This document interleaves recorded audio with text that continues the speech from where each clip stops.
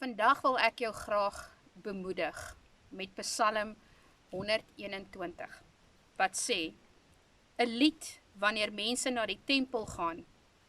Ek kyk op na die berge en ek vra, van waar sal iemand kom om my te help? Dit is die Here wat my sal help, die Here wat die hemel en die aarde gemaak het. Hy sal keer dat jy nie val nie. Hy beskerm jou. Hy slaap nie. Die Here slaap nooit, dit is seker. Hy beskerm die volk Israel.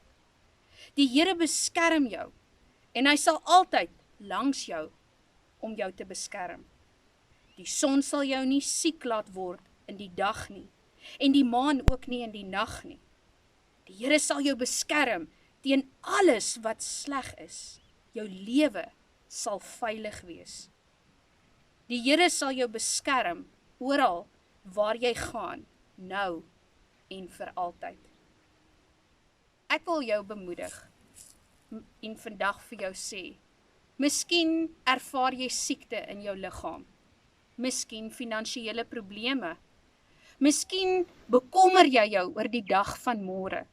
Die onsekerheid, die magteloosheid is miskien vir jou te oorweldigend en jy voel benoud. Maar hierdie Psalm het my opnuut weer laat besef dat God sal jou beskerm. En vandag kan jy weet dat God sal jou nooit alleen los nie en hy sal jou hand baie styf vashou.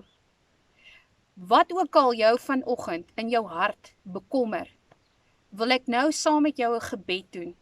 En dan bid ons dat die Here jou sal aanraak en dat jy die grootheid van die Here sal ervaar. Dat die Heilige Gees krag jou sal vul opnuut en dat jy sal weet dat God is in beheer en dat jy net sy vrede wat alle verstand te bowe gaan sal ervaar. Kom ons bid saam.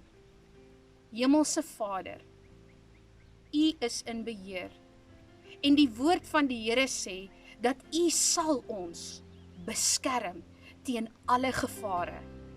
Vanoggend wil ons net opnuut by U voete kom sit en ons wil U loof en prys uit hierdie omstandighede uit.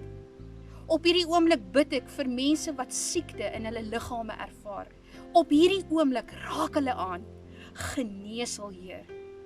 Vir mense wat bekommernis het, wat magteloos voel in omstandighede, die storms woed hoog rondom hulle, wil ek vra dat U, Jesus, binne in hulle bootjie sal inklim en die storm sal stil maak vanoggend.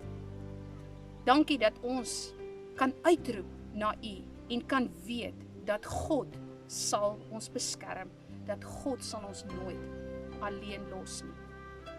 Ek bid dit nou in die naam van Jesus. Amen. Mag jy en jou gesin 'n geseënde dag verder ervaar en mag jy weet dat God in beheer is. Tot ons weer gesels. Baie dankie.